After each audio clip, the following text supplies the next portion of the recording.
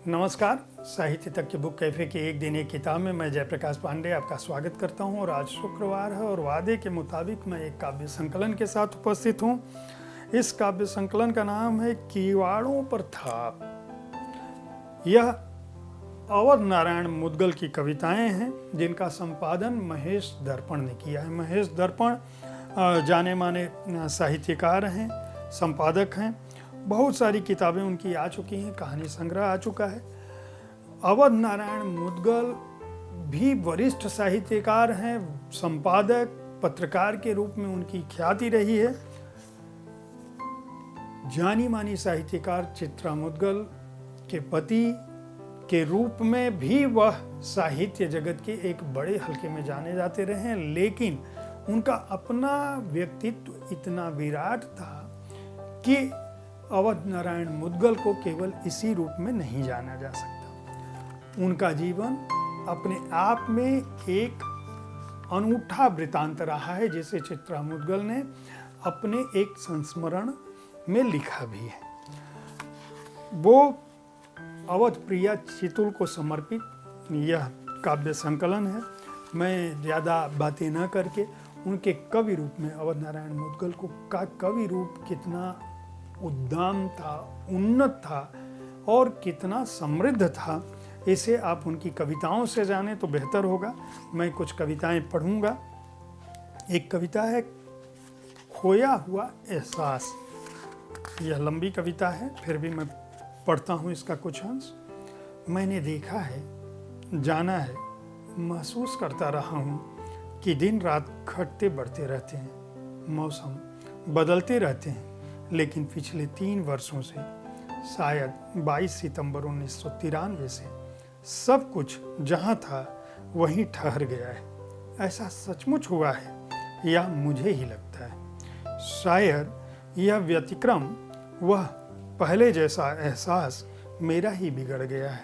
शायद यह सब मेरी बेटी बगैर बताए चुपचाप अपने साथ लेती गई है। लोग कहते हैं कि मेरे पड़ोस में दूर दराज सब जगह दिन रात उसी तरह घटते बढ़ते हैं, लेकिन मेरे घर में ही ऐसा क्यों होने लगा है? कहीं यह मेरे मन का वहम तो नहीं, सचमुच मेरे घर में सब कुछ वैसा ही ठहरा है जैसा मुझे लग रहा है। शायद दिन रात और मौसम का यह ठहराव अच्छा तो नहीं होता, लेकिन बरसात मैंने खुद अपनी आंखों से देखी है, सिर्फ मेरे घर में ही होती है, घर के अंदर, बाहर कहीं नहीं। यह सब कैसे होता है, क्यों होता है, मैं नहीं समझ पाता। और शायद घर के अंदर की अपेक्षा घर वालों के अंदर सबसे ज़्यादा। मैंने पढ़ा और सुना है, कान्हा के चले जाने के बाद सूरदास ने देखा था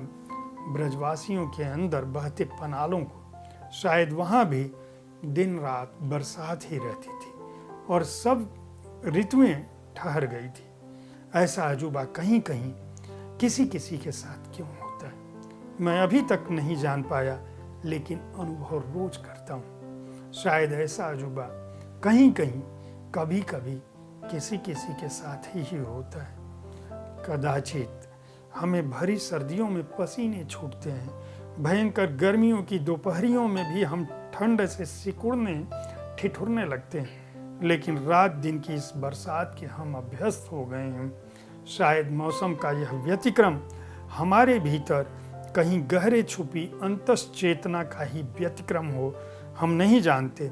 हम सिर्फ यही जानते हैं कि ऐसा हो रहा है, और शायद तभी से हो रहा है जब से हम सबकी दुलारी बेटी हमें बगैर बताए कहीं चली गई है।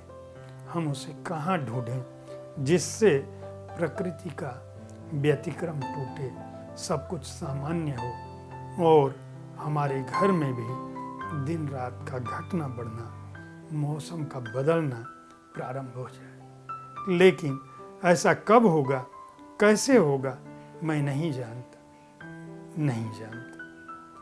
यह कविता अवध नारायण मुद्गल ने अपनी बेटी की याद में लिखी थी। उनकी बेटी, जो चर्चित साहित्यकार मृदुला गर्ग की बहू भी थी, का एक सड़क हादसे में देहांत हो गया था, बेटी और दामाद दोनों का।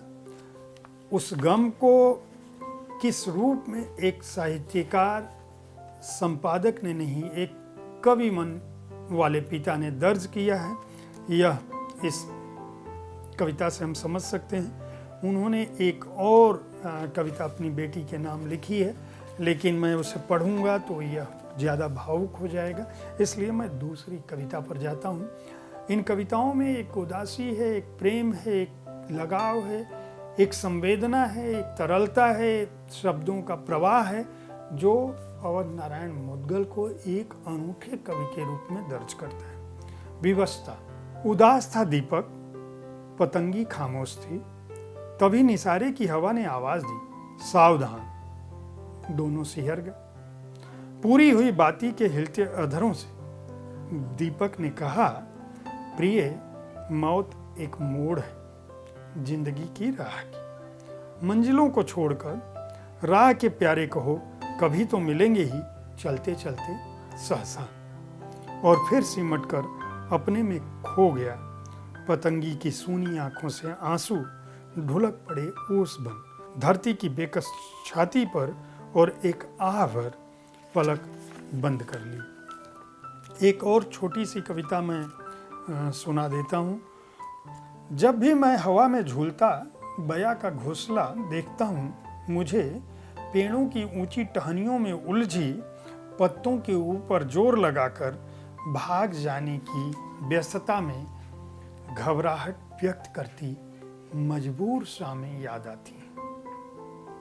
जब भी मैं अपने कमरे की खामोशी और बढ़ाने के लिए कुछ लिखने बैठता हूँ, मेरे चारों ओर मुर्दों के टीले सिर उठाने लगते हैं और मुझे अपने अंदर सिर झुकाए चुपचाप रेंगती हुई भीड़ का आभास होता है, जिसमें से मैं स्वयं को गुजरता देखता हूँ जब भी मैं सोने का प्रयत्न करता हूँ। और नारायण मुद्गल की ये चर्चित कविताएं महेश दर्पण के संपादन में आई हैं। इनका प्रकाशन प्रलेख प्रकाशन मुंबई ने किया है। हार्ड बाउंड संस्करण का मूल्य है 400 रुपये और पृष्ठ संख्या है इस 220।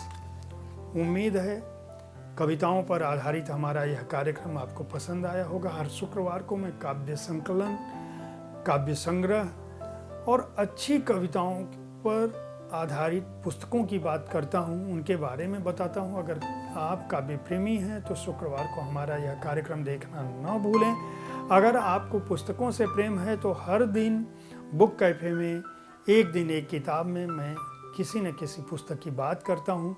पुस्तकें आपको ज्ञानवान बनाती हैं, कविताएं आपके जीवन को गहन, प्रेमिल और उदात्त बनाती हैं। इसलिए पुस्तकों का यह कार्यक्रम जरूर देखें, साहित्य तक देखते रहें। धन्यवाद।